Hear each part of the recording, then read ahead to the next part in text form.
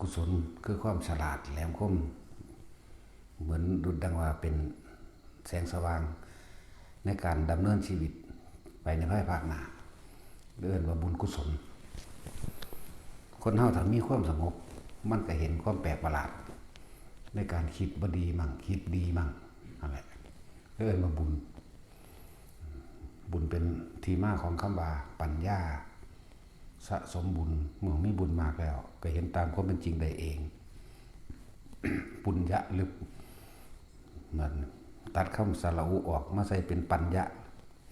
บุญเป็นเหตุให้เกิดปัญญาคือความรู้แจ้งเห็นจริงตามความเป็นจริงรอบรู้ในสิ่งทั้งหลายทั้งปวงเองหลายอันหลายอย่างที่พระพุทธเจ้าเฮาเพิ่นเกิดมาก่อนเฮาเพิ่นนำสิ่งที่เพิ่นประสบพบเหตุเอง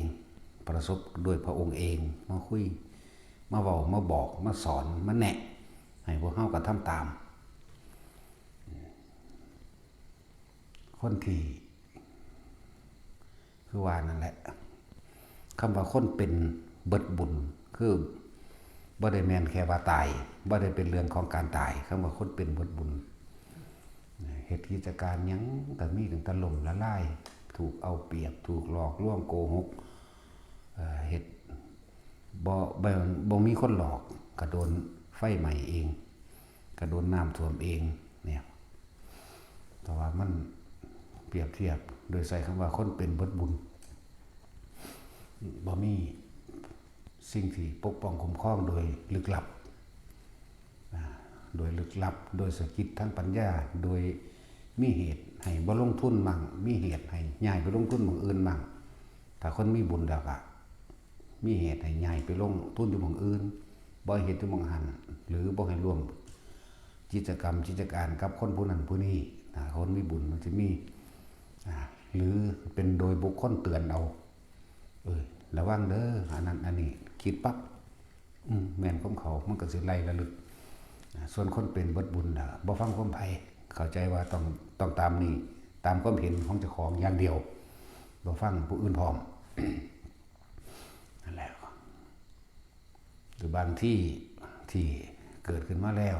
ได้รับทรัพย์สมบัติจากพ่อแม่มูลมรดกหรือกิจการสืบต่อกันมาของพ่อของแม่สิมีเงินหลายแล้วก็คิดโดยดูถูกคนดูถูกหาต่างๆวิธีคิดโคดโกงเอาเปรียบไหมคิดเอาเปรียบบางที่ลงสีกับโกงตาช่างอย่างสีนาหลายๆอย่างคือคนค้าขายโกงตาช่างหรือเอาของอย่างอื่นปนเข้าไปขายของเน่านี่เป็นเหตุไหนค่อยๆเสื่อมลงชิบหายไปเรื่อยเด้นั่นหลายแบบแล้วก็ตอนแรกมันมีเงินปากมันบ่ค่อยดีมันอยากดูถูกคนอยากเอาเปรียบหรืออยากเว้าคุยโว้โอ้อวดหรือคมมันคือนะเสื่อมถอยจากการไว้เนื้อเชื่อใจเสื่อมถอยจากมิตรนะเขาก็บ่เบิ่งกิจการให้เขาก็หลายๆอย่างเขาก็บ่แนะนำเขาบ่แนะนำให้ซื้อของร้านเจ้าของเองแต่พอค้าขายก็ดีเขาแนะนำไปหม้องอื่นเนี่ยลักษณะนี้คำว่าคนเป็นเบิดบุญปานกิจการก็เสื่อมโทรมลงไปติดต่อใส่กันมีแต่อารมณ์หลายโกรธเกรี้ยวมันบ่ได้ดังใจเลยเกิดกลายเป็นทะเลาะเบาะแวงฆ่ากันตายก็มีบัดนี้ฟ้องกันล่มละลายก็มีบัดนี้นี่อีกอันนึงคำว่าคนเป็นเบิดบุญบ่แม่นตายเด้ตายก็เรื่องของตายต่างหากนะเอาไว้มากอะหรือเพราะว่ายังมันจังเบิดบุญเกิดมาที่แรกก็เกิดในตระกูลร่ำรวยอยู่ดอกแต่ว่าบ่เคยให้ทานบ่ให้ทานบ่เห็นใจผู้อื่นไม่ช่วยเหลือไม่แบ่งปันนั่นแหละเลยคิดเอาแต่ใดอย่างเดียวอย่างสั้นถ้าให้ทานแล้วบุญอันเกิดจากการให้ทานมันก็เริ่มมาประกอบประดับสติปัญญาตัวเองบุญอันเกิดจากการช่วยเหลือบุคคลผู้อื่นไม่ว่าจะเป็นการให้แนะนำ แนะนำทางหรือแนะนำกิจกรรมกิจการงานหรือช่วยเหลือโดยใช้กำลังยุ่งรถซอยเขาสุกรถซอยเขาเองพวกนี้มันจะเกิดกลายเป็นบุญขึ้นมาเป็นเกาะเป็นสิ่งที่ป้องกันตัวเขาเองเพราะว่าสิกิจกรรมกิจการงานใดก็คอยประคองสู้ไปแต่ว่าคนพวกนี้บ่ซอยเหลือไผเล่งเอาแต่เวลาของเจ้าของเองบางที่ร้านขายของบางร้านคนเขาจอดรถซื้อของนิดหนึ่งอาจจะบ่แม่นซื้อร้านเจ้าของไปซื้อร้านผู้อื่นด่าเขาปานหมูปานหมาก็มีบ่แม่นธรรมดาเด้แนวมันเป็นเหตุการณ์จริงๆที่พวกเขาก็ประสบพบมาเหมือนกันแม้กระทั่งพระบิณฑบาตยืนบิณฑบาตอยู่เขาใส่บาตรข้าวเดียวเขาก็ไปว่าอย่ามาใส่หน้าร้านเกะกะก็มีนี่แหละว่าคนเป็นกำลังเบิดบุญแล้วก็ต้องเบิดบุญพร้อมเบิดความสงบภายในใจมีแต่หากับหาบ่พอพร้อมเมื่อหาแล้วก็โหดแล้วก็เหี้ยมแล้วก็โกรธเกลียดคนนั้นคนนี้มันบ่ได้ดังใจเจ้าของย้านแต่เขาของขายบ่ได้แต่เพียงผู้เดียวจอดรถหน้าร้านนิดหน่อยหน้าที่นึงก็บ่ได้เขาบ่ได้รับเครื่องสำเร็จเขาก็ตอดไปซื่อๆครับอย่ามาจอดหน้าร้านอย่ามาจอดหน้าร้านจังซี่แม่นี่พวกนี้เริ่มเบิดเริ่มเสื่อมหลายๆอย่างนั่นแหละร้านข้างๆก็เริ่มมองจังซี่นะนั่นแหละว่าบ้านนี้ในสุดท้ายแล้วกิจการก็ล่มละลายไปยืมเงินไผเขาก็บ่ค่อยให้มันมีหลายเขาก็บ่ให้เพราะว่าปากก็บ่ดีเขาก็เบิ่งมาแต่ต้นพุ่นล่ะผู้เขามีสติปัญญาแล้วเขาก็เบิ่งมาโอ้ยเป็นตาสร้างคือหยังนี่เขาก็บอกกันไว้บอกต่อกันไปได้บัดอย่าให้มันเด้นะจังซั่นแหละเริ่มเบิดไปเอาไปเอามาก็เลยกิจการก็เจ๊งขายนั่นขายนี่เพื่อสิลงทุนใหม่หรือหาหม่องใหม่ก็เจ๊งไปเรื่อยเองในจังซั่นแหละเดินคนเป็นหมดบุญเพราะว่าเจ้าของบ่เคยทำบุญบ่เคยให้ทานบ่เคยช่วยเหลือผู้อื่นบ่เคยให้โอกาสผู้อื่นแม้เพียงเล็กน้อยนี่ก็บ่จักเฮ็ดเด้เพียงแค่ว่าพระบิณฑบาตอยู่หน้าร้านรถจอด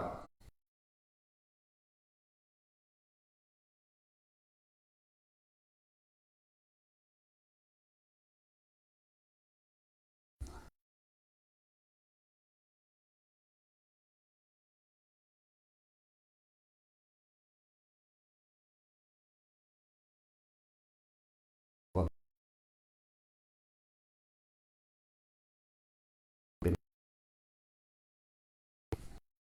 เรื่องการฟังธรรมเลยนี่ถึงมันสิมาฟังธรรมอีหยังแนวนี้แต่ว่าหาตำเห็นสิได้สแตกกว่าบางทีบอกไปหันเด้นั่นแหละบัดนี้ดูถูกหมู่พระสงฆ์องค์เจ้าของคนมีศีลธรรมคนมีสร้างสาธารณประโยชน์สาธารณกุศลนี่ทั้งตกต่ำเร็วพวกนี้บ้านนานเพียงปีเดียวเท่านั้นล่มละลายไปเลยนั่นแหละหลายแบบเพิ่นจึงให้พวกเขาทรงอารมณ์มันเป็นกุศลหรือสร้างสิ่งที่เฉพาะมันเป็นกุศลคำว่าจงทำจิตให้ขาวรอบปลอดจากอกุศลทั้งปวงนี่เพราะทุกสิ่งทุกอย่างมันเกิดขึ้นจากจิตจากใจเฮาเป็นผู้เริ่มต้นแต่เฮาคิดดีแล้วเฮาก็เว้าดีแต่เฮาคิดดีก็เว้าดีเมื่อเว้าดีก็ต้องทำดีนั่นแหละเพราะมันออกจากใจแล้วว่าทำจิตให้ขาวรอบปลอดจากอกุศลทั้งปวงกายสังขารวจีสังขารมโนสังขารก็เริ่มจากมโนสังขารนั่นแหละคือใจเขาเองบาดนี้ความปรุงแต่งทั้งหลายบ่ว่าสิดีหรือเลวก็เริ่มจากจิตจากใจวจีสังขารก็เริ่มจากจิตจากใจกายสังขารการกระทำทั้งกายก็เริ่มจากจิตจากใจตัวเดียวกันหมายถึงว่าสร้างสมแต่สิ่งที่มันดีเฮาการให้ทานการให้ทานการบ่เบียดเบียนผู้อื่นเนี่ยฟังธรรมมั่งมันต้องสิเป็นบุญไปเรื่อยหลายอันหลายแบบน้องพระอนุรุทธะนั่งสุมาณา สุมาณากุมารีเป็นน้องของพระอนุรุทธะก็ถือว่าเป็นน้องพุทธเจ้าคือเก่านั่นแหละเป็นคนหน้าตางามอย่างเดียวแต่ว่านั้นมีโลกกากเกินเต็มตัวยังหุดนี่แหละในสื่อโลกโบราณนั้นแล้วก็มีกินกายหมิ่นพร้อมงามเฉพาะใบหน้าเฉพาะดวงหน้านะพวกนี้แต่ในร่างกายนี่เป็นคนที่มีกินกายแล้วก็เป็นโลกผิวหนังในสมัยการศาสตร์นึงก็เพิ่นก็เกิดเป็นกษัตริย์เหมือนเดิมนี่แหละเกิดเป็นกษัตริย์ซานี่ก็เกิดในตระกูลกษัตริย์คือเก่าซานั่นก็เกิดในตระกูลกษัตริย์แต่ว่าโดยสมัยหนึ่งเพิ่นก็เป็นมเหสีของผู้ใดผู้หนึ่งในสมัยนั้นแหละบัดนี้เขามาล่ำเขามาฟ้อนเขามาล่ำเขาแสดงพวกพระราชาหรือกษัตริย์ต่างๆให้รางวัลเขายกย่องเขาว่าล่ำมวนว่าฟ้อนงามแต่งกายดีแต่งตัวดีนั่นนี่ก็ว่าไปเกิดความอิจฉาริษยาเขาบัดนี้ใส่ให้ทาสให้คนใส่ให้นั่งทาสไปเอาหมักตะแม่มาปนกันกับฝุ่นผงตำแบบไปโรยใส่หุ่นใส่หมองนอนหมองดูเขาไหมพอตอนเขาล่ำเสร็จแล้วเขาก็ไปนอนตัวก็นอนบ่ได้เขาก็เกาจนว่าเป็นเลือดออกคนละกรรมจากสันนันตกนรกก่อนเด้อตกนรกก่อนตัวนี้เพิ่นสะใจเพิ่นเห็นเขาขั้นเพิ่นเห็นเขาเจ็บเขาป่วยสะใจนั่นแหละหลังจากนั้นกับบ่หน้ากับป่วยกับตายของตายตกนรกวิทย์จากนรกมาแล้วครับนี่แหละจึงมาเป็นผู้นี้ละสุมาณาเป็นนางสุมาณาน้องพระอนุรุทธะกรรมมันเกิดจากการในท่านมันก็มีอยู่คือเก่านั่นแหละมันก็เกิดมาล่วยนั่นแหละแต่ว่าเป็นคนที่บ่มีเสน่ห์เป็นคนที่สังคมรังเกียจทุกคนรังเกียจขนาดเป็นลูกกษัตริย์แท้ๆคนยังรังเกียจทาสยังรังเกียจแต่ว่าโดยความจำย่อมเขาก็ได้ใส่อยู่นั่นแหละแต่เสไปเต็มใจใส่บ่มีผู้ใดเต็มใจนั่งทาสบ่เต็มใจจะคนแบบขยะขยงตัวเองก็เลยบ่อยากใส่ไว้คือกันพอเวลาสู้ว่าคือจังเฮาใส่อายิบของให้จักอันนึงอย่างเขาจะเมื่อนหน้านี้แต่ยื่นของให้เห็นไหนยิงใส่ผมนั่นแหละเลยหยุดเฉพาะลำพังผู้เดียวเราก็เอาผ้าคุ้มร่างกายไว้เปิดได้ตั้งหนา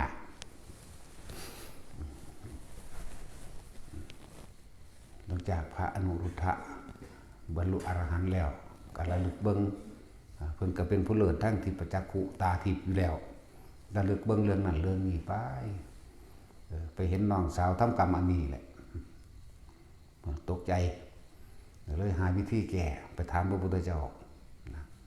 พระพุทธเจ้าก็รับทราบอยู่จังบอกไปหาวิธีแก้พระพุทธเจ้าเลยบอกเรื่องอันนี้ให้ฟังกรรมประวัติศาสตร์นั้นอิจฉานางล่ำเอาผงต่างๆตำปนกันกับหมามุยปนกันไปโรยใส่ที่นอนเขาจนเขาเกิดขั้นค่ายแล้วก็เกาจนว่าเปื่อยดูแต่พวกนั้นแต่ว่านั่งอันนี้ที่มันสะใจหลังจากนั้นตัวเองกับป่วยเองเพราะความอิจฉาบ่แม่นอิจฉาแต่เรื่องผู้นี้บ่แม่นอิจฉาแต่นั่งล่ำอิจฉาผู้อื่นไปพร้อมปนกันบวกกันบ่แม่นเรื่องเดียวเด้ของความเร็วระย่ำเลยมันจะ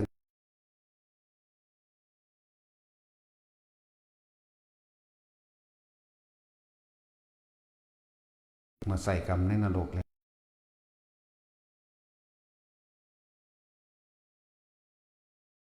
แม่นเด้นักสุดแต่จังคอยตามเบาวันจากความหนักมาหาความเบาไหลมาถึงเปรตไหลมาถึงสัตว์เดรัจฉานจังมาเป็นคน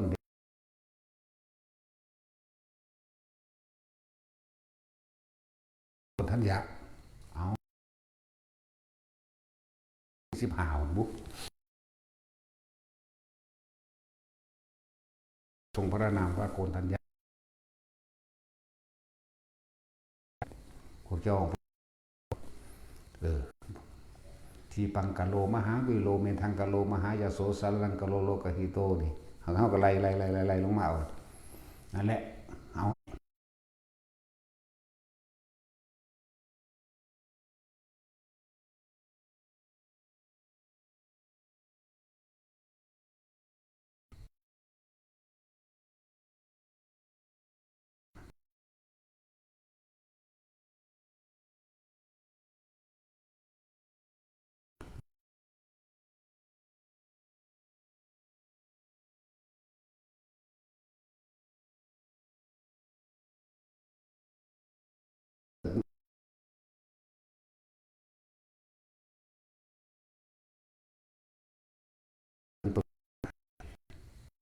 ในผลกรรมเวลามันให้ผลหนักๆเจ้าชายเมืองใดก็บ่อยากได้เขารังเกียจเพราะแต่คือเวลาเขามาคู่ขอจังซี่เอามันสิยกให้ซื่อๆเขาบ่เอาบ่ดูมันยกให้ทาสก็บ่เอาเด้มันบ่ธรรมดาเด้นั่นนั่นแหละเปรียบเทียบมันจะมีความขยะแขยงในจิตผู้นั้นสิรับทราบเองคนพวกนี้คนบ่มีเสน่ห์คนบ่มีหยังละในหันแหละทางสั้นจนครั้งที่หนึ่งพุทธเจ้ากับพระอนุรุทธะมาหลังจากนั้นก็กลับเข้าไปสู่ป่านิโคธารามของเพิ่นเองแล้วก็เดินทางไปเมืองอินอีกนั่นเห็นบ่ล่ะจนว่ากลับมารอบสองแต่ว่าเฉพาะพระอนุรุทธะมาผู้เดียวแต่มาถามหาน้องอีกน้องกับบ่กล้าออกมาคือเก่าก็แต่ว่าบอกให้ออกมาให้คนอื่นไปนำเอาตามเพิ่นจังบอก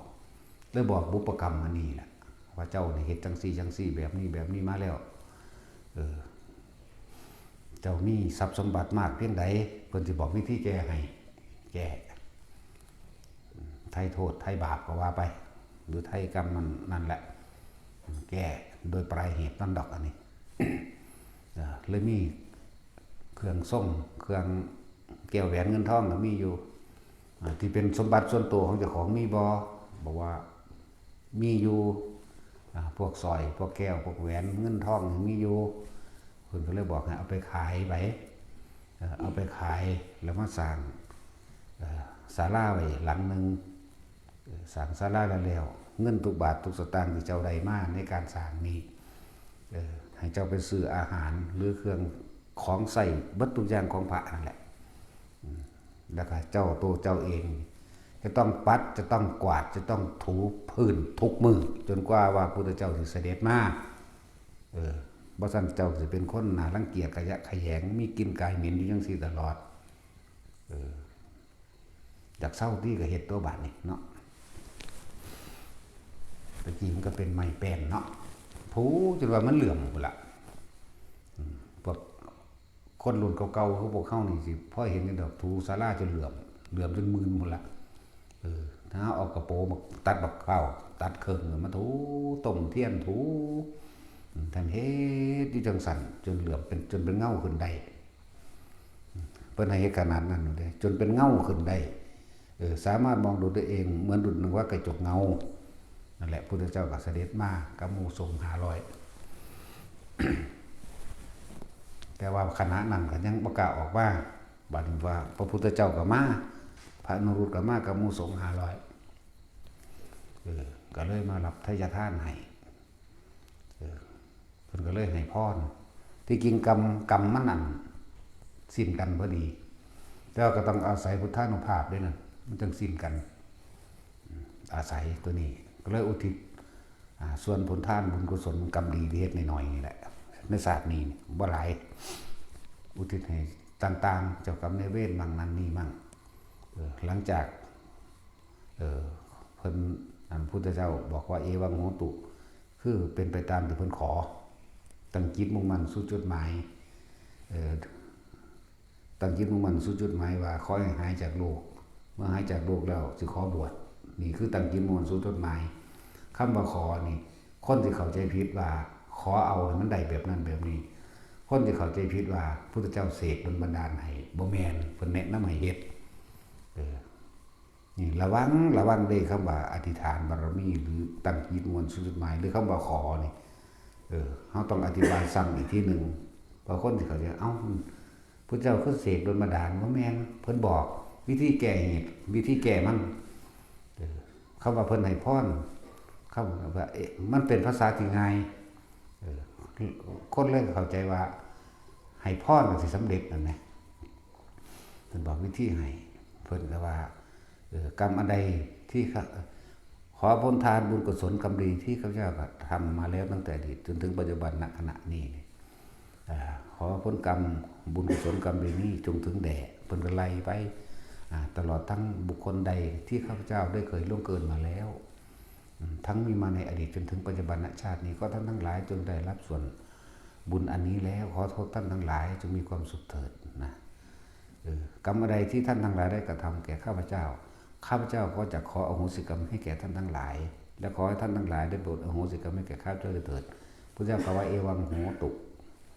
เพราะถ้าสิ้นคำพระศาสดานะครับโลกกากเกลื่อนขี้ทูดยังละหุดยังนะครับหายในตอนหน้าต่อตาร่างกายแบบคือมันภูมิตะปั๊มในตรงร่างกายนั่นแหละพระอนุรุทธะก็เลยบอกให้เอาผ้าคลุมกายนั่นออกให้เบิ่งผิวพรรณก็เลยกลับขึ้นมางามเหมือนเดิมแต่ว่าโดยตั้งใจไว้ว่าจักบวชเข้าใจบ่นั่นแหละตั้งใจว่าสิบวชหลังจากหายนั่นไม่ดีแล้วก็สวยงามแล้วแต่มีคนหมักเข้าใจว่านี่แต่ว่าเจตนาของเพิ่นว่าถ้าหายจากโรคนี้เพิ่นสิบวชนั่นแหละก็เวลาบุญมันส่งผลมานำอกุศลกรรมนี่หายกุศลกรรมเขาแทรกแล้วก็เลยต่อบุญกุศลที่มันเขาแทรกมาแล้วให้ผลในตอนนี้แล้วต่อบวชกับบรรลุอรหันต์ไปทั้งว่าพวกเขาเห็นคนบางคนหน้าตารูปร่างสวยงามแต่ว่าปากจัดบ่มีเสน่ห์บ่มีคนหมักบ่มีคนจีบทั้งไปจีบเขาก็บ่เอาแนวนี้ก็มีเด้อบ่ว่าผู้หญิงบ่ว่าผู้ชายเหมือนกันได้รูปร่างหน้าตาดีแต่กันปากจัดบางทีก็มี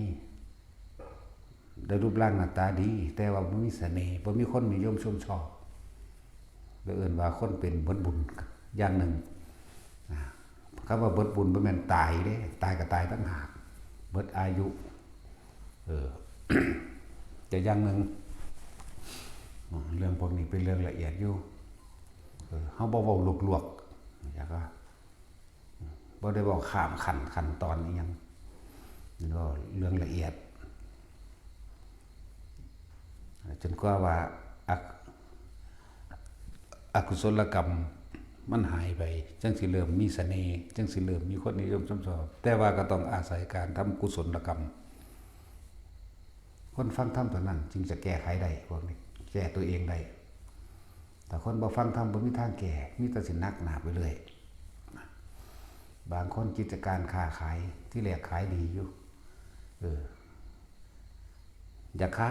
ยจนว่าขายดีขายไปขายมาบ่มีเวลาพักผ่อนด่าลูกค้าก็มีเหมือนกับตัวเองวิเศษวิโสเลยก็มีเด็กนั่นแหละมันก็เริ่มเสื่อมเริ่มคลายออกเพราะว่าปากลายมาจากใจหายจังสั่นตัวด่าไปด่ามาเขาก็เริ่มซุบซิบเขาก็เริ่มว่านั่นนี่นั่นแหละกิจการก็เริ่มเสื่อมโทรมลงเด็กปากลายคิดว่าคือสิ่งวิเศษหลายอันของเจ้าของนี่ตอนไปเริ่มขายใหม่ๆเหมือนนักร้องนักแสดงเด้อคนขายของก็ดีตอนเป็นนักร้องนักแสดงเริ่มต้นใหม่ๆให้คนนิยมชมเว้ากับเบิดทุกคนเล่นน้ำเด็กน้อยผู้นั้นผู้นี้เขาเว้านั่นใดกับ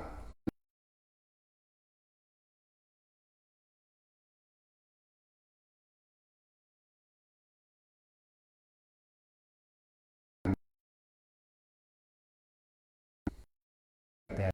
ลิเกก็สร้างหรือคนขายของก็ตามที่กิจการเป็นของเจ้าของเองส่วนตัวนะ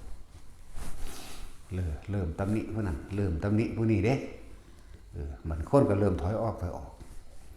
เพราะว่าบ่มีการฟังธรรมเพราะว่าบ่มีการทำบุญเพราะว่าบ่มีการกุศลมันหายไปบุญกุศลมันหายไปเดินบางคนเป็นบุญ เอิ้นใส่ไผเขาก็บ่อยากซื้อต่อมาก็ทำเร็วสร้างพวกนักร้องนักแสดงไปติดยาไปติดยาไปติดโรคหรือปากลายดูถูกคนเด้ตอนแรกก่อนคนสิบ่ทันนิยมเนี่ยเขาบอกนั่นได้ก็สร้างเขาบอกนั่นได้ก็ตามก็ดีเบิดโอ้พยายามอธิบายอันนั้นนี่เพื่อสิผูกมิตรสัมพันธ์แต่ว่าดังเด่นขึ้นมาแล้วเป็นประทัวพวกนี้ลืมโตภาษาโลกว่าลืมโตภาษาธรรมว่าคนเป็นเบิดบุญ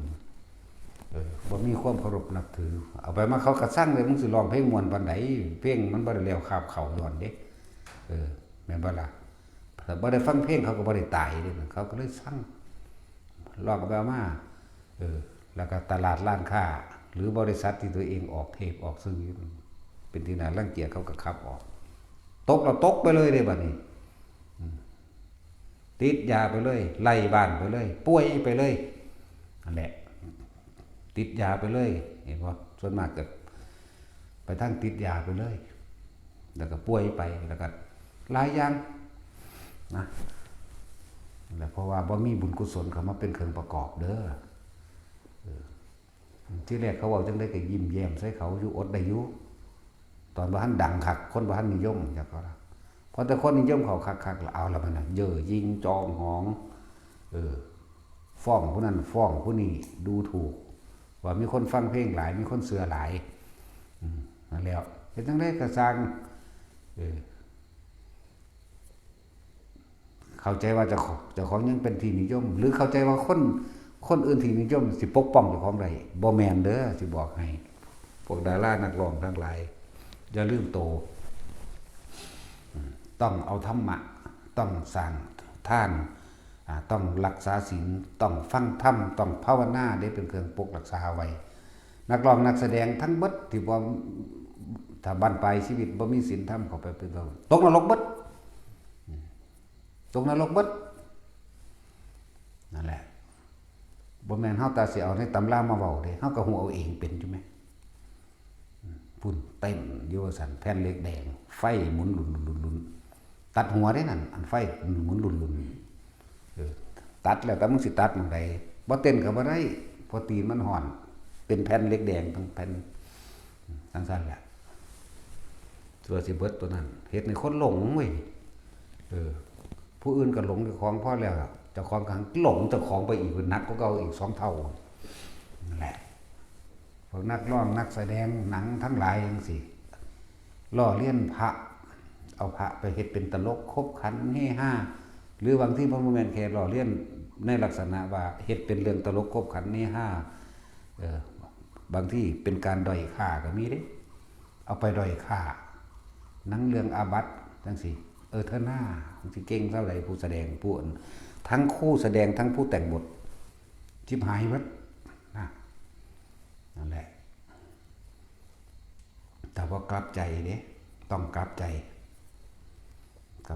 ฟังธรรมแล้วก็มาฝึกอานาปานสตินั่นแหละบ่แม่นฝึกอยู่นี่ดอกฝึกอยู่ไสก็คือเราฝึกเถอะเหมือนกันทั้งนั้นจังว่าบักลำเพิ่นเนี่ยมึงกำลังอยู่ในนรกเด้ ผู้ใดฟังเฮาก็บอกว่าสิลำเพิ่นว่าสิแม็กกี้บ่ว่าบักหนึ่งหยังกันทัดนะเถิดว่านั่นแหละสู้อย่าไปหลงตัวเองเด้สู้จะเข้าใจว่าคนอื่นสิปกป้องสู้ได้เด้บ่มีผู้ใดปกป้องสู้ได้เด้แต่อีหยังแน่ดอกชื่อเขาบ่ได้ดอกขอรอแค่แลล่ะ ชื่อเขาได้แต่ผู้ชายล่ะเพราะผู้หญิงเขาบ่มักเขามักผู้ชาย มักให้มันมาบวช นั่นแหละเวลาก่อนถึงสู่สินอนสู่ตั้งเจตนาในการรักษาศีลเอาไว้ข้าพเจ้าขอตั้งจิตเจตนาในการรักษาศีล5ตั้งแต่บัดนี้เป็นต้นไปสู่นอนยามมื้อเว้นสู่ก็รักษายามมื้อเว้นสู่นอนกลางคืนสู่ก็รักษากลางคืนนั่นแหละตั้งจิตเจตนาเอาตอนกลางคืนในช่วงนอนหลับไปนั่นน่ะมันก็เป็นขึ้นมาเองในศีลดอกคนมีศีลเท่านั้นเด้ยังสิไปสวรรค์จังสิเกิดเป็นมนุษย์ได้อีกที่นึงนั่นแหละอันนี้เป็นเจตนาพร้อมภาวนาพร้อมฟังธรรมพร้อมนั่นแหละจังว่าถ้า เด่นดังแล้วอย่าไปสูญเขาได้สูหาเงินนำการหลอกลวงเขาเข้าใจว่าล่ะจะไปโม่โหให้เขาหาเงินมาให้สูจะหลงจะของเข้าใจว่าล่ะสนะกับหมามันมีศักดิ์ศรีแต่ว่าสนะกับคนเมามันมีศักดิ์ศรีแต่ว่าแต่ของกับเมาพอแห้งแล้วยังสิไปเมากับเขาอีกเนาะอย่างเช่นเขาสิด่าก็ด่าไปเรื่องของเขาเบิ่งเฮาลองเพลงบ่ถูกใจเขาหรือยังบ่ถูกใจเขาเบิ่งเฮาเพราะว่าเฮาหาเงินกับเขาคนขายของคือกันลองเบิ่งบ่มีผู้ซื้อเบิ่งแม้มึงไปขายให้ไผนั่นแหละบอกทั้งสองฝ่ายนั้นก็ขายเสียงขายหน้าตาอันบ่ล่ะนักร้องนักแสดงหรือพวกขายของพวกขายของเกี่ยวกับขายของนั่นแหละขายหยังกระชางกับเขากับร่างของเล่นของดูของกินยังก็ว่าไปแต่บ่มีคนซื้อสิไปขายไผมันก็เจ๊งกันตัวนักร้องนักแสดงก็เหมือนกันถ้าบ่มีคนนิยมชมชอบเขาก็บ่จ้างเขาก็บ่มาเบิ่งบริษัทก็ไล่ออกเท่านั้นเด้อย่าคิดได้ว่าคนอื่นจะทำแทนเราไม่ได้งานทางโลกมันบ่อึดคนเฮ็ดเด้นะบ่ต้องเข้าใจว่าผู้อื่นสิเฮ็ดไม่ได้เหมือนเราจะทำไม่ได้เหมือนเราบ่แม่นดีกว่าเราซะเลยซ้ำไปนั่นแหละหลายคนที่ทำงานแล้วเยอะยิ่งกว่าเจ้าของทำงานเก่งอยากให้เจ้านายง้อหรืออยากให้หมู่ง้อหมู่ลงจังซั่นจังซี่หลายอย่างเด้ถ้าเพื่อนร่วมงานบ่พอใจกันระวังดีๆคือกันเก่งมันได้กระสร้างเขาหมู่เขาพวกบ่ได้ก็เดินงานไปบ่ได้นั่นเพราะงานก็ต้องอาศัยสามัคคีพวกนักร้องนักแสดงคนขายของเด้อเว้าตีร่วมใส่กันเลยแต่เด่นดังแล้วจะคิดว่าสิคนมานิยมชมชอบเข้าข้างเขาก็เข้าข้างแต่ปากนึงเด้เขาก็เข้าข้างแต่อันความคิดเห็นจะนึงเด้คอมเมนต์บ่คอมเมนต์แสดงความคิดเห็นนึงเด้น่ะแต่เขาแลมาปกป้องเจ้าของบ่ปกป้องเด้นั่นแหละติดยามาแล้วสิเขาออกยาให้มันก็ออกบ่ได้เมาตัวเองหรือเมาชื่อเสียงจังซี่จะไปเมาได้ชื่อเสียงเขาว่าคนนั้นคนนี้ก็ปล่อยเขามันนั่งมีบริการอยู่ดอกเนาะเขาจึงมาตีเลยจังซั่นแหละอย่าหลงตนเองทำร้ายตนเองสร้างตัวเองแล้วตัวเองก็ทำร้ายตัวเองพวกเขาเบิ่งผลสรุปโลดรุ่นเก่าๆมาดารานักแสดงบางคนก็บ่มีบ้านที่อยู่ป่วยติดเตียงขายของเก่าที่เคยมีจนปึ๊ดบางรูหมู่พวกญาติสนิทเป็นไงหรือแฟนเพลงแฟนเพจแฟนดาราอันจังซี่เขาเบิ่งบ่ล่ะบ่เพราะว่าตัวเองเป็นที่น่ารังเกียจของตัวเองจึงเรียกว่าพวกนี้เป็นคนเป็นเบิดบุญบ่มีความสงบภายในใจเจ้าของเมื่อคำว่าบุญเป็นเหตุแห่งความปัญญาเป็นเหตุแห่งความรอบรู้เป็นเหตุแห่งรอบรู้ในสิ่งทั้งหลายทั้งปวงท่านว่านี่ควรนี่ไม่ควรอันนี้ผิดอันนี้ถูกอันนี้ประโยชน์อันนี้โทษนี่ตั้งหลักเขาบอกบุญนี่เป็นที่มาแห่งความรู้แจ้งเลื่อนปัญญานั่นแหละบ่ได้บอกปัญญาทางโลกเด้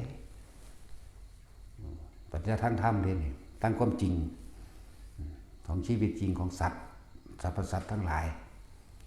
ปัญญาโดยทางธรรมอันนี้ตามคนส่วนปัญญาทางโลกคิดเอาแล้วก็สรุปหาผิดถูกไล่ดีแล้วก็หาคนผิดกับหาคนถูกกำไรกับขาดทุนคิดเอาแต่ว่าอันนี้มันสิมีเครื่องหนุนลึกลับอยู่ในมีใจควรติตองก่อนสิตัดสินใจพูดหรือทำสิ่งใดสิ่งหนึ่งนะธรรมะที่สังสมไว้สิมาเตือนคือสิ่งที่เอาสะสมไว้ล่ะควรหรือบ่ควรนั่นแหละพวกเขาเบิ่งโลดเด้อดารารุ่นเก่าๆนะรุ่นเก่าๆนั่นป่วยไร้บ้านตายหลายอย่างนั่นแหละแล้วก็เป็นหนี้สารพัดหลงเจ้าของเนาะหลงเจ้าของว่าคนอื่นสิหลง ตัวเองเหมือนตัวเองหลงตัวเองทั้งสั้นแหละเยอะนั่นแหละถ้าว่าตายตอนที่เขาบ่ท่านได้กลับใจนรกวัดดารานักร้องนะถ้าอันนี้ยังเว้นไว้ว่าบั้นท้ายของชีวิตกลับใจมากฝึกหัดปฏิบัติธรรมตายโดยการฟังธรรมและลมหายใจพร้อมไปทั้งดีอันนี้คือคนบางคนให้ว่าตัวอย่างอีกอันหนึ่งมานั่งฟังธรรมนะครับตายในขณะฟังธรรมก็มีด้วยนั่นแหละถ้ามีทุนแน่โดยการฝึกลมหายใจทรงชาติโดยลมหายใจมั่งกับการเกิดความเข้าใจยังลึกซึ้งเข้าไปอีกคนฟังธรรมก่อนตายนะแต่ว่ายังต่ำกว่าสวรรค์นั่นแหละถ้ามีอานาปานสติไปพร้อมนั้นนี่ไปพร้อมเกิดการไข้ควรไปน้ำอาจจะได้อรหันต์ไปเลยในขณะสิ้นใจ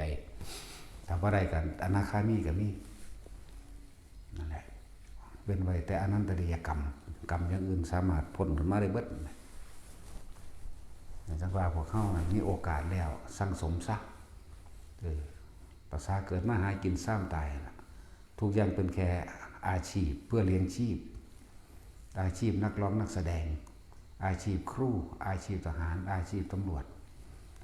อาชีพนักการเมืองอาชีพนั้นอาชีพนี้ก็ว่าไปอาชีพทั้งหลายเป็นเครื่องเลี้ยงชีพซื่อๆเด้อยิ่งนักร้องนักแสดงในหังมินเมเท่ามากเขาไปจ้างสู้ดอกแต่สู้ปัญหาอย่างอื่นเป็นทุนเอาไว้ขายหน้าตากับเสียงนักร้องนักแสดงเวลาเขาเอาผู้เฒ่าไปเต้นเด้เนาะเสียงเฒ่าๆมันบ่ได้เต็มกำลังมันเด้นั่นสั่นแหละทุกอาชีพเป็นแค่เครื่องเลี้ยงชีพเด้อเลี้ยงชีพหากินเพียงแค่รอวันตายนั่นนะครับว่าพวกเขามีโอกาสแล้วฝึกหัดปฏิบัติเล่งขนขวายใส่ตนการทำงานกับการปฏิบัติถ้ามันควบคู่ตีกันได้ตีคู่กันได้บ่แม่นว่าเฮาสิมาปฏิบัติอยู่เต็มที่จังซี่อยากมีอยู่มีกินอยากร่ำอยากรวยอยากปลดหนี้ปลดสินก็อยากเป็นอยู่อยากมีอยู่อยากปฏิบัติธรรมก็อยากอยู่นั่นแหละมาฝึกหลายคนที่ครอบครัวเขาล่มละลายนะบางคนก็กิจการเจ๊งบ่ทันถึงขั้นล่มละลายว่าเบิดที่ดินที่ดอนก็ตัวเจ๊งมาอาศัยอยู่ในวัดนี่แหละพากันอยู่ในวัดอาศัยได้ยินได้ฟังธรรมอีกอย่างหนึ่งการได้ยินได้ฟังธรรมเป็นเหตุให้การเปรียบเทียบกับชีวิตที่ผ่านมาว่าตัวเองสุรุ่ยสุร่ายเองว่าตัวเองเป็นคนบ่มีสติเป็นคนใจห่อนเนี่ยหลงตนเองไปเองก็มีเลยภาคกิจการจริงเบิดทุนนะ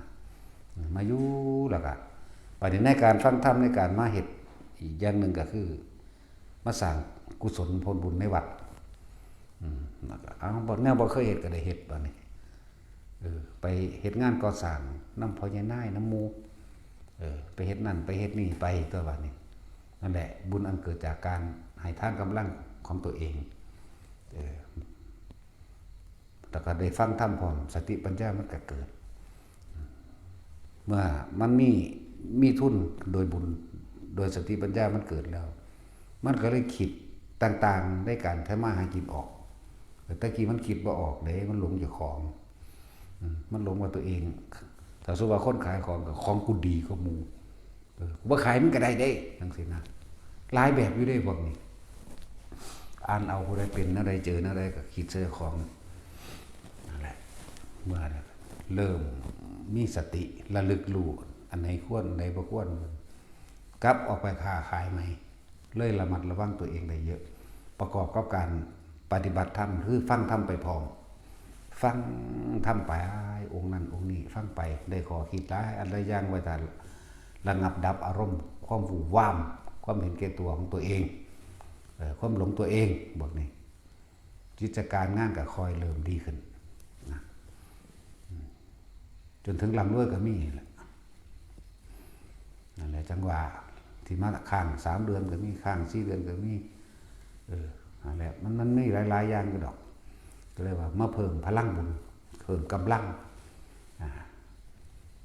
เขาบ่เคยทำอีหยังเพื่อผู้อื่นบ่เคยซอยเหลือคนโดยบ่หวังสิ่งใดตอบแทนบ่เคยมีที่นี่เฮาบ่ฮู้หรอกว่าเฮา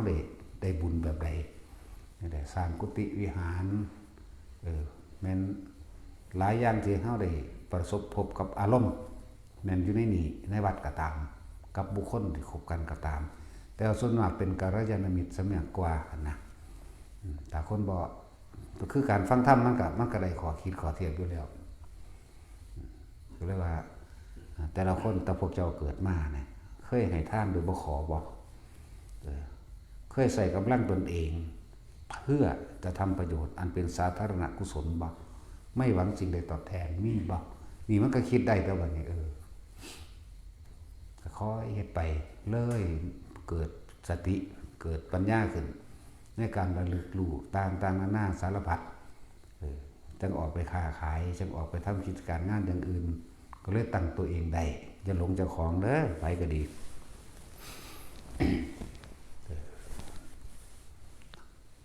ส่วนมากก็หลงตัวเองนั่นแหละ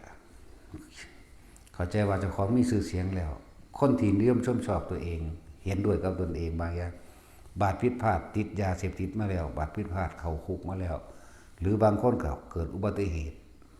ป่วยติดเตียงไปเลยเหลือเสียแขนเสียขาไปเลยจำต้องขายของเก่านั่นแหละเพิดบัดนี้เบิดตัวบางคนก็กินยาเห็นบ่เสียสติไปเลย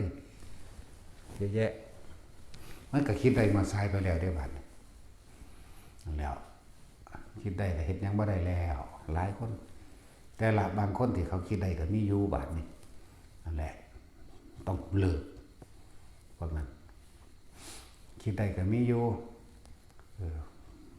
พูดถึงว่าคนที่คิดบ่ได้คนที่บ่กลับใจใหม่คนที่บ่เริ่มต้นใหม่โดยทางธรรมนะลงนรกเบิดแต่คนพวกคิดได้แล้วเนี่ยเริ่มต้นใหม่ฝึกหัดปฏิบัติธรรมเห็นโทษ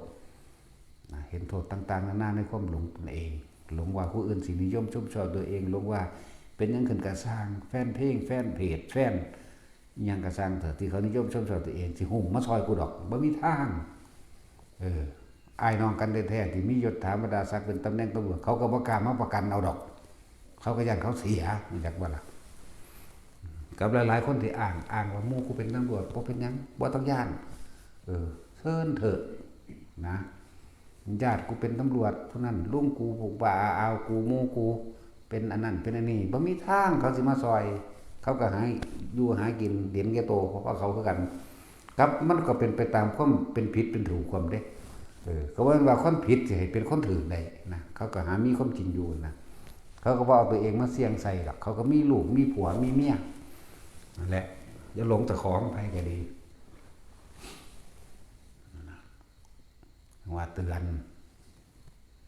สุดท้ายแล้วลูกเฮาก็เดินทางเข้าสู่ความป่วยและตายเนาะมันสิรวยปานใดเดี๋ยวนี้บ่กล้ากินทองคำเป็นอาหารดอกบ่กล้ากินเผ็ดเป็นของอันเล่นดอก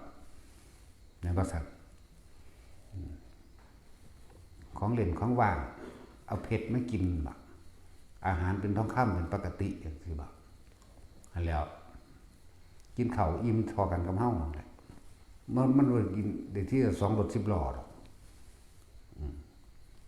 อิ่มเท่ากันหยังก็ดีอะไรจังว่าเฮาบ่เคยเงิดบ่เงิดผู้ใดอันถ้าสิว่าเก่งแบบนั้นแบบนี้เงิดแต่ผู้ใดเพิ่นคือเป็นอรหันต์ได้นี่น่าอัศจรรย์ตัวนี้ต่างหากเฮ็ดจังได๋เพิ่นคือมาปล่อยวางเฮ็ดจังได๋เพิ่นคือเฮ็ดได้นี่เดี๋ยวนี้เด้ตัวเฮาสะอื่นสะอ่อนแฮงอันรวยมึงรวยเถอะรวยไปตายนั่นแหละมันสิสร้างยานอวกาศไปดาวยูเรนัสเล็กสตัดหยังก็สร้างไปเถอะมันก็ลงมาตายโลกนี่แหละมันก็ตายเป็นดินคือกันนั่นแหละสร้างไปโลกบ่จักสำกูดอกกูจักหลายดาวกว่ามึงพุ่นกูบ่สะอ่อนดาวใดก็เลยนั่นแหละแต่มนุษย์ต่างดาวจังว่าท่านเคยเห็นอยู่เนาะเฮาเห็นมนุษย์ต่างโลกพอแห้งเลย ก็ยังบ่ได้สะอ่อนนั่นแหละทั้งว่าเว้าบ่ให้ไปหลงไหลซื่อๆแต่ละคนมนุษย์ต่างโลกงามมีแต่ผู้งามๆบ่มีคู่สิหลายเด้มันจะไปทางเสมอกันนั่นนะโลกมนุษย์เฮายังว่านี่มีผู้งามมีผู้สิหลายเด้อันของเขาบักมันจะคล้ายคลึงกันไปเบิดงามนะเว้างามโดยทั่วไปบ่มีผู้ขี้ลายปานใดบ้าขี้ลายบ่มีดอกเว้ยคือโดยทั้งงามนั่นแหละของเฮานั่นโอ้ยหน้าเปรตอยู่ก็มีดังฮักๆสิซบเป็นเปิดขึ้นบักใหญ่แหล่เป็นเปรตปากคืออีปิงนี่ก็มีเนาะตุ่มขี้วันบักใหญ่ก็มีตาตีๆก็มีกึ่งๆก็มีโขงโหงอยู่ก็มีหายเอ็ดเหกอยู่ก็มีแต่ละหุ่นโอ้ยหน้าท้องอุดโหอุดอยู่ก็มีแต่เราได้ขี้ไล่บ่ต้องห่วงเนาะที่แต้วได้ปากมันสิซบมันเล่นฟิฝากดังกับปิงข้าวไหมโอ้ยข้อก็เป็นเนียงกวนไก่ง่วงคือไก่ง่วงเนาะตึกไก่เมืองมันตึกเลยแต่ผมก็เห็นจากว่าคือมึงนั่นแหละหลายอย่างเนาะ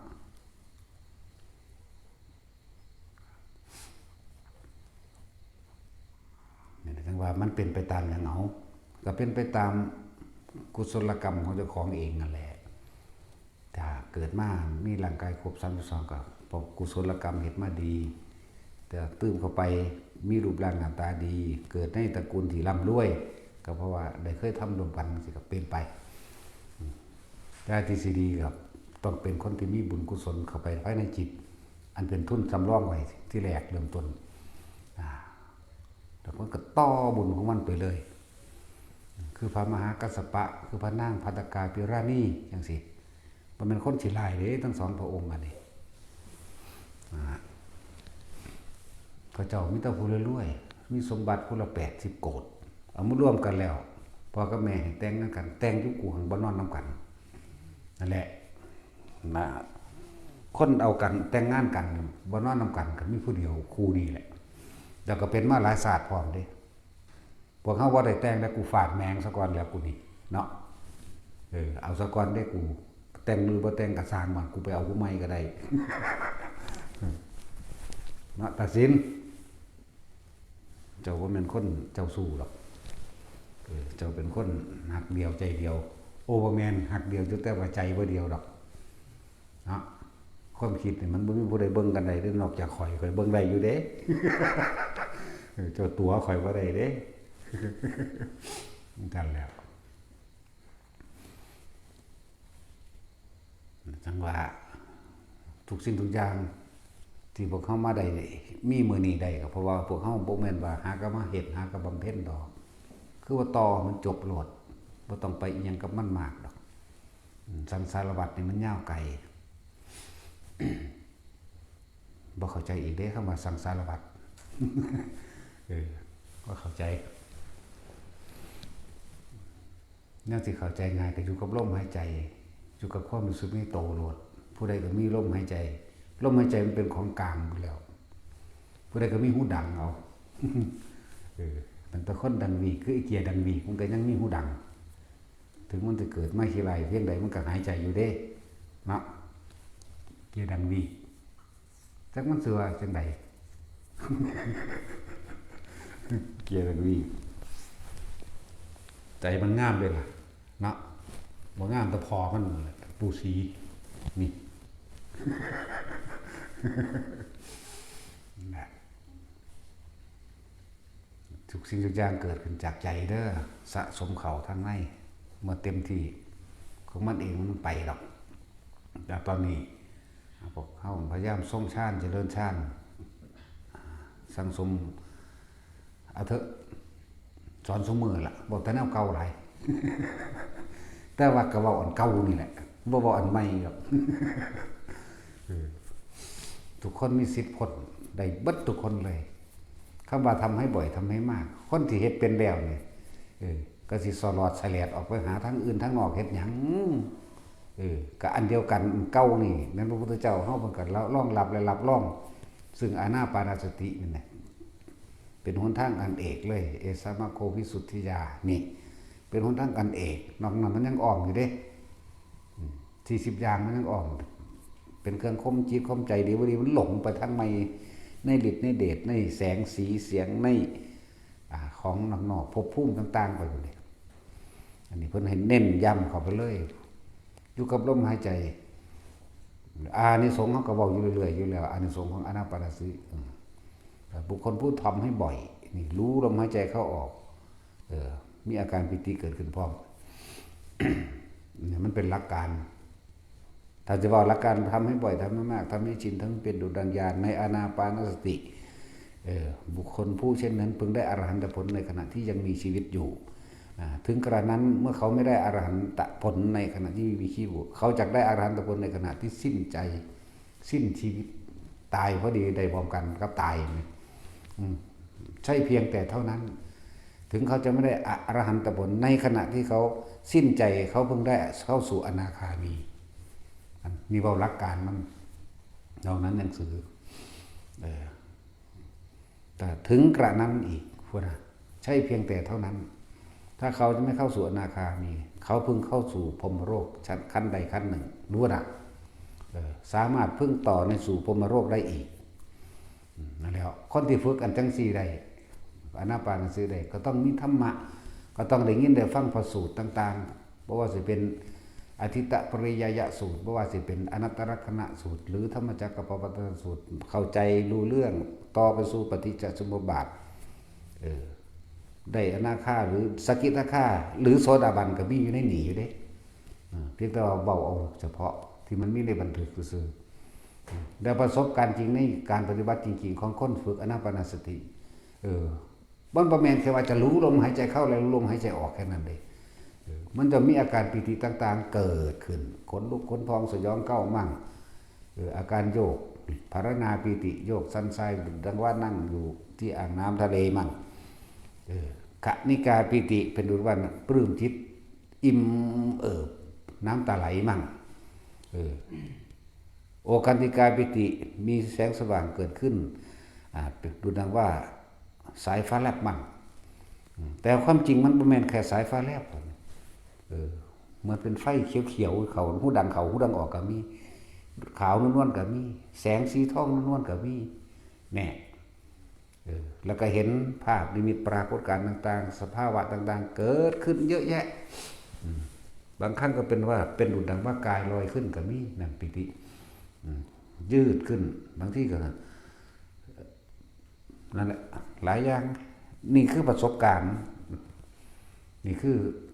ความจริงที่ทุกคนมันเห็นอยู่แล้วนะนั่นแหละบัดนี้ให้เพิ่นรู้ว่าเฮาเพียงแค่ปัฐมฌานโดยรู้ลมหายใจเข้าออกตลอดทั้งมีอาการปิติอย่างใดอย่างหนึ่งเกิดขึ้นบัดนี้ให้เอามาตั้งไว้เพราะว่าปิติมันหลายมันบ่แม่นแค่5อย่างที่แสดงมาเด้ขุทกายปิติขนลุกขนพองสยองก้าวขนขิ้งลุกคณิกาปิติมีอาการอิ่มปลื้มเข้ามาจุกอกน้ำตาไหลภารณาปิติทำให้กายโยกซ้ายโยกขวาโยกหน้าโยกหลังดุจดังว่านั่งอยู่ในอ่างน้ำโยกนิ่มๆโอคันติกาปิติเป็นดุจดังว่าแสงสว่างได้เกิดขึ้นดุจดังสายฟ้าแลบอุพงคาปิติทำให้กายนั้นลอยขึ้นมันแม่นแค่นี้มันหลายกว่านั้นบัดนี้เฮาเอาอาการปิติมาไว้จุดเดียวตรงที่กลางระหว่างคิ้วและอุณโลมให้เฮาจับจุดอยู่แค่นี้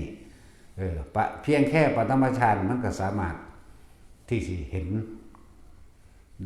คำว่าอนิจจังทุกขังอนัตตาได้แล้วเห็นความเกิดและเห็นความดับแม้กระทั่งเห็นความเกิดดับของความจิตแม้กระทั่งเห็นความเกิดดับของภายนอกนั่นแหละกายสังขารเฮาก็รู้วาบ่เที่ยงวจีสังขารหมายถึงคำเว้าของเฮาก็รู้จิตตสังขารมันเกิดจากความคิดของเฮาเองเฮาก็รู้นี่มันจะค่อยเป็นไปของมันดอกนั่นแหละอธิบาย2นัยยะ2ข้อคิด2ความเห็นคนที่จับจุดนารมณ์เป็นแล้วคำว่าวิตกวิจารปิติคือเอาอุณโลมความรู้สึกตรงกลางของคิ้ว เวลาใดขณะใดครู่ใดที่เราคิดนึกพิจารณาเรื่องใดเรื่องหนึ่งโดยปฏิจจสมุปบาทแต่อุณาโลมเกิดเข้าใจว่าวิตกหมายถึงโอ้เพราะตะกี้เขาไม่รู้เพราะอวิชชาเป็นปัจจัยบังเกิดสังขารสังขารเป็นปัจจัยบังเกิดวิญญาณวิญญาณเป็นปัจจัยเกิดนามรูปนามรูปเป็นปัจจัยเกิดอายตนะอายตนะเป็นปัจจัยเกิดภาษาภาษาเป็นปัจจัยเกิดเวทนาเวทนาเป็นปัจจัยเกิดตัณหาตัณหาเป็นปัจจัยอุปาทานอุปาทานเป็นปัจจัยเกิดภพภพเป็นปัจจัยเกิดชาติชราบรณะโสกปริเทวทุกขโทมนัสต่างๆทั้งหลายเหล่านี้ย่อมอาศัยบังเกิดซึ่งกันและกันเพราะจิตเป็นผู้คิดผู้นึกผู้ปรุงผู้แต่งคิดดีมั่งจึงเรียกว่าปุญญาภิสังขารคิดไม่ดีมั่งเป็นอปุญญาภิสังขารและความเข้าใจผิดคิดว่าเรียกชื่อว่าเนยชาภิสังขารเนี่ยเขาก็เพียรหน้าไข่ข้นไปไข่ข้นไปแต่ว่ามีอุณาโลมเกิดนี่ก็เรียกว่าปฐมฌานเข้าใจว่าล่ะวิตกก็คือการคิดนึกตึกตรองหรือโยนิโสมนสิการนั่นแหละนึกตรึกเข้ามาในใจใส่ความคิดหาแต่ว่าในความคิดนั้นบ่ออกไปเรื่องอื่นว่าควบคุมโดยความรู้สึกของเขาอยู่กลางหน้าผากอยู่แล้วนี่คือนัยยะที่หนึ่งคำว่าเพียงแค่ปฐมฌานก็สามารถรู้เห็นได้หรือบรรลุอรหันต์ได้เลยแล้วก็ละนัยยะที่สองคือสั่งเฉพาะแค่บัดนี้นัยยะที่สองคือลมหายใจเข้าออกความรู้สึกอยู่กับสติอยู่กับระลึกถึงลมหายใจเข้าออกตลอดทั้งความรู้สึกตัว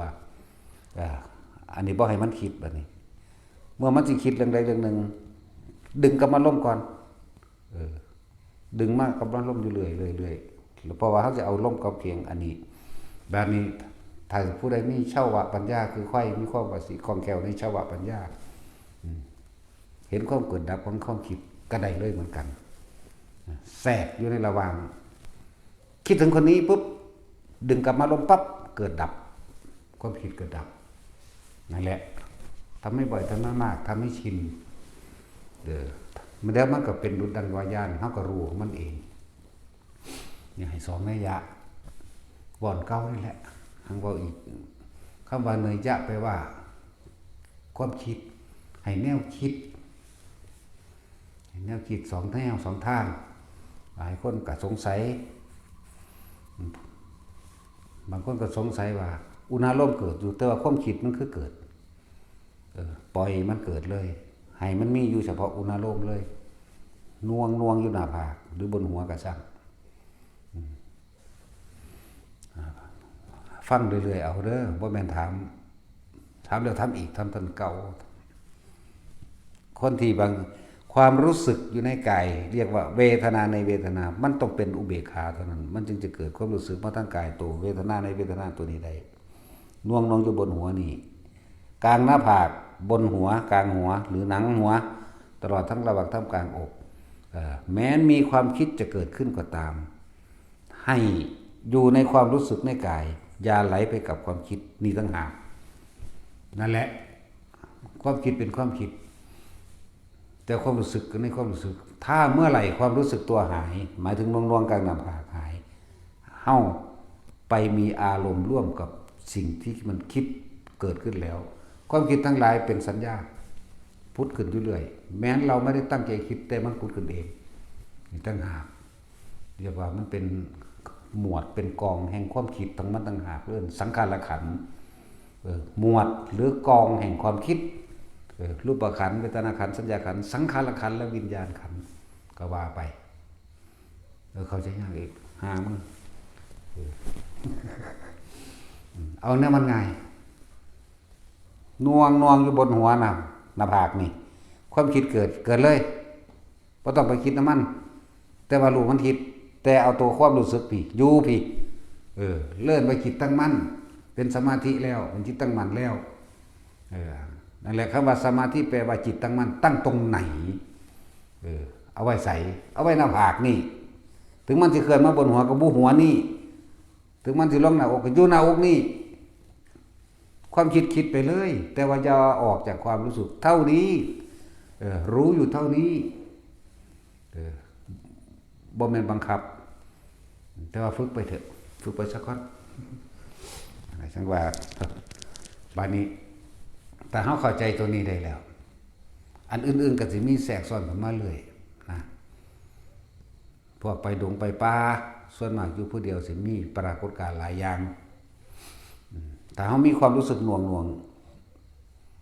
ระหว่างบนหัวหรือหน้าผากก็ช่างแม้นจะเห็นสิ่งใดสิ่งหนึ่งเดินมา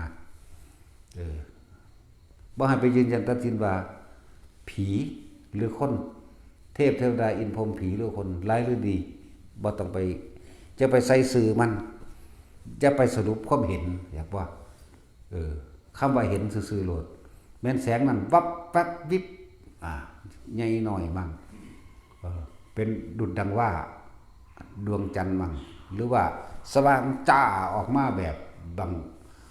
ประกายพึกก็ว่าไปเขียวเหลืองแดงมันมีวัตทุกสีถ้าจับแค่ความรู้สึกของเฮาอยู่นี่ความคิดบ่ไปกับสิ่งที่เห็นแต่เห็นนะมันก็เกิดยังขึ้นบ่ได้สิ่งทั้งหลายเหล่านั้นมันก็ถ้าสู้ว่าเป็นเหมือนผีเป็นเหมือนหมาใหญ่ๆหรือเป็นคนตาออกแสงหรือเป็นผีกองก้อยหรือเป็นหยังก็แล้วแต่เถอะถ้าบ่คิดบ่สามารถที่เฮ็ดหยังเฮาได้เลยให้มั่นใจในคำว่าอานาปานสตินี่ทั้งมนุษย์และอมนุษย์เทวดามารพรหมทั้งหลายไม่อาจสามารถทำอะไรเราได้มั่นใจในตัวนี้เสื้อพระพุทธเจ้าไม่จะเสื้อเจ้าของเข้าใจบ่ล่ะมันแหลมมานั่นอยู่เด้สัตว์จริงๆก็ช่างแม้นช้างสัตว์จริงๆก็ตามนี่เฮาอยู่กับลมเฮาอยู่กับอุณหภูมิเฮาเลยนี่ปล่อยโลดพวกเจ้าต้องข้ามความตายของพวกเจ้าให้ได้นะทดลองมันเบิ่งได้เป็นหยังเนาะเบิ่งรู้สร้างมันเหยียบข้ออีหลีอยู่บ่เดี๋ยวนี้เฮาผ่านมาหลายสร้างอยู่เด้เพียงแต่บ่คอยเว้ารู้ซื่อๆเด้บ่เช่นอันละอันเท่านั้นเด้อันแหละหรือในสัตว์ประหลาดต่างๆที่ว่ามานะเยอะแยะงูบักใหญ่เพิ่งลงมาจากผนังถ้ำมั่งหรืออ้อมโตเกี้ยวโตมั่งจักงูจริงงูปลอมเฮาว่าเฮาบ่ให้ซื้อมันอันบักใหญ่เฮาบ่ตกใจดอกเพราะว่าหยังมันบ่เป็นของจริงแน่นอนถึงมันโยดมาจากฝามันโยดมาจากผนังถ้ำพุ่นบ่ตกใจอันนี้งูล้มแน่นอนนะแต่ว่าตอนนั้นบ่ได้คิดดอกแต่อันตัวคอโปมือนี่นะมันจริงเด้อบาดนี้มันมีอยู่โดยทั่วไปตอโปมือบนตีนนี่แหมเป็นงูเห่าว่านี่เพื่อแล้วดูลายมาแบบเนาะสุกน้ำแข็งน้ำขามันแง่น้ำขี้รักแล้วดมเขามันได้ดังเอามันเอาลิ้นมันแง่เขาไปในหูดังเรียกเขาไปในหูขึ้นไปเกี่ยวไปเกี่ยวมาหรือลายอยู่นี่แล้วไม่ก็ล่ะบ่ได้ข้าวเดียวไปนี่5 นาที6 นาทีเลยแล้วจังคอยเลื่อนหนีไปถ้าคิดนี่ถ้าคิดมันก็มีแหละมีอยู่2อย่างกล้าหรือกลัวกล้าเพราะกลัวยันมันกัดก็เลยกล้าจับมันฟาดถิ่มเข้าใจว่ายันมันกัดจึงกล้าสั่นแหละมีอยู่2อย่างถ้าบ่คิดอย่างใดมันบ่มีกล้าบ่มีกลัวอย่างใดเข้าใจบ่ล่ะอู้ยหลายอันหลายแบบอันน้อยค่าคืบนี่ก็มีเด้คนคือคนว่าสิวางเลยว่าเป็นคือพินอคคิโอนี่มั้ยแต่ว่ามันดังยาวเด้ดังธรรมดาคือเฮาเลยเนี่ยดังเมฆซะแหมดังเปจังซั่นล่ะแบบน้อยๆค่าคืบนี่ก็มีแต่เฮาบ่ให้มาเว้าให้ฟังทีหลังซื่อเด้นี่ภาพเก่ามันปรากฏขึ้นเลยเว้าให้ฟังซื่อเด้นี่อันใดบ่ปรากฏก็บ่เว้าเลยมันคิดบ่ออกหรอกคิดบ่ออกนอกจากมันเป็นของปรากฏขึ้นยังเว้าเสร็จแล้วคือเทศให้ฟังแต่ละมื้อนี้สิเทศเรื่องนี้บ่มีทางมันจะไปชื่อได้จังได๋มีแต่มันว่าไปเลยของมันนั่นแหละจังซั่นแหละพวกไปป่าอย่าแสดงความคิดเห็นใดๆทั้งสิ้นอย่าสรุปความเห็นใดๆทั้งสิ้นมาในรูปกายอันสวยงามแต่งตัวใส่ผ้าสบายสีเขียวสีเหลืองสีแดงชมพูก็แล้วแต่ขาวเป็นหรือชมพูอ่อนเขียวอ่อนก็ตามอย่าไปใส่ซื่อมันว่าเทวดาหรือคนหรือผีพยายามทำความรู้สึกอยู่กลางหน้าผากโลดลมกับ อุณลมให้มันตรงกันโลดคำว่าบางที่มันตื่นเต้นตกใจตัดเข้ามาล่มก่อนคือหยุดคิดทั้งหมดสิได้หาเหตุผลกลับเข้ามาล่มก่อนพยายามอยู่นี่ล่ะนั่นแหละมันสิบักใหญ่ยางมา2 ว่า 3 ว่าเพิ่นก็มีเด้อันเป็นตาย่านบักสูงใหญ่ก็มีนะแต่พยายามอยู่ร่วมกับอันนี้ให้มันคล่องทำบ่อยทำมากเดี๋ยวก็ชินเองดอกแสงบางอย่างโอ้มันแก่งคือหยังนี่สัมผัสลมแจ้งทั่วป่าเลยแต่ว่าสังอันนี้เอามาเว้าฟังทีหลังตอนเฮาบ่คิดดอกแต่ว่าเฮามาคิดทีหลังว่ามันคือบ่มีเงาว่ะนะตามธรรมดามันต้องมีเงาเด้แสงของถึกต้นไม้หรือถึกตอไม้จังซี่มันต้องมีเงาอันนี้บ่มีเงานะบ่ฟังทีหลังเขียวก็มีเหลืองก็มีแดงก็มีแต่ว่าเฮาบ่ให้บ่มีความคิดเห็นกับมันกับสิ่งที่เห็นกลิ่นก็เหมือนกันเสียงก็เหมือนกันกลิ่นหอมก็รู้กลิ่นเหม็นก็รู้ซื่อๆเด้บ่ได้ว่ากินหยังหนอหมาตายบ่ผีบ่เปรตบ่สาบสางแมวตายบ่ก็บ่ว่านี่ให้นัยยะบ่ให้คาบ่ให้คิดบ่ให้สรุปความเห็นว่าคืออะไรเป็นอะไรร้ายหรือดีผีหรือคนบ่ให้มีคาเห็นซื่อๆนั่นแหละเลยหลายอันหลายแบบอยู่ดอกเยอะแยะแต่ตอนที่มันเป็นคือเฮาเห็นกันเดี๋ยวนี้บ่ได้แม่นหลับตาประเภทหลับตาจะเอามาเว้าความฝันทั้งหลายจะมาเว้านี่แหละเอามันตากึ่งๆใส่กันนี่แหละจักก็ล่ะคือเฮาเห็นกันเดี๋ยวนี้ดิแล้วหลับตาอย่ามาเว้าปัดความคิดถิ่มเลยเด้ออย่าไปคิดนะเทียบซะเหมือนดังความฝันพวกนี้บ่ตั้งจากฝันดอกเอาตามันเห็นคักๆเลี้ยวน้ำใดนี่แต่ว่าบ่คิดนี่ได้ยินเสียงกูกักๆๆๆยังก็แล้วแต่หูยินชัดเจนนี่นะบ่แม่นคล้ายๆกับบ้าเด้บ่เอามันมั่นใจ100,000,000%ปานนั้นที่ฝึกให้ทุกคนอยู่นี่มันมั่นใจเด้แบบช้าแต่มั่นคงไม่ให้คาดคะเนไม่ให้ดนเดาคล้ายๆกับว่านี่บ่ให้ว่าคือเฮาเดินทางขึ้นหลวงตาเวลาเฮาเดินทางไปหันไปนี่มาเฮามาสกลจักชั่วโมง